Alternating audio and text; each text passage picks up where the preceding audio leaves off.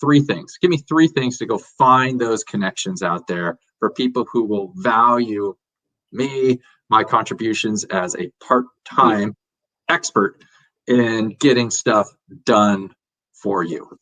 Okay, let me tell you the process. Okay. We actually call it highest and best use. So this for us, it's actually a real estate term that you apply to a plot of land. And it's what developers consider, like, how do you make that land into its highest potential given the square footage? So we use that same concept for how we help consultants, but also clients, think about how to spend their time and how to sort of forge those boundaries. Okay, so the process is this.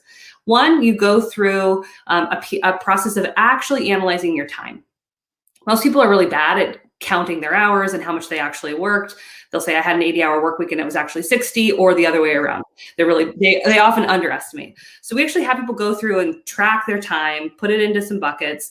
I tend to like to have them think about it in terms of the buckets are, this is work that I'm great at, and I can get compensated well for. This is work that I know that I need to do, but I don't really like. So they kind of actually go through a sentiment analysis on their time. So that's step one.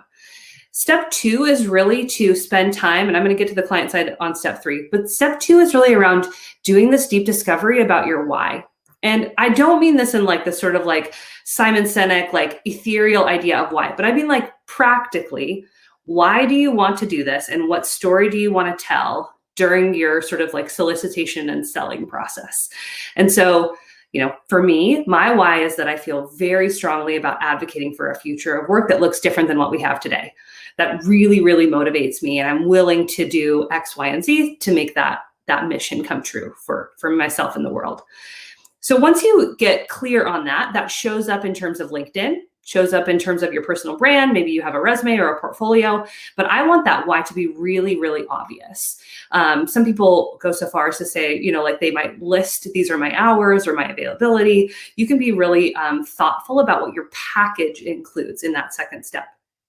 And the third one, of course, is finding the clients that want to buy this from you. In my past, I've had a lot of success in going back to the network of folks that I've worked with before. They know my performance. I don't have to convince them that I'm a top performer. And I can say, here's what I have available. Would you be interested in one of the 2 client spots that I have? Can I contribute to a problem that you have right now? And to tell you the truth, that has been the most successful business development strategy I've used. The other is to partner with some sort of staffing or talent agency who may have a broader network than what you have. So if you are particularly talented in a technical capability, or in our case, management consulting or marketing or coaching, like an organization like mine is a good one to partner with, because we constantly have people coming to us to inquire about this kind of talent model. So you can kind of go by yourself and go out into the world and do that kind of the hustle, the biz dev, or you can choose to align with 1 or 2 or multiple organizations, depending on your model as a 1099 or W-2 with any of those organizations. So that's the practicality of the client side acquisition.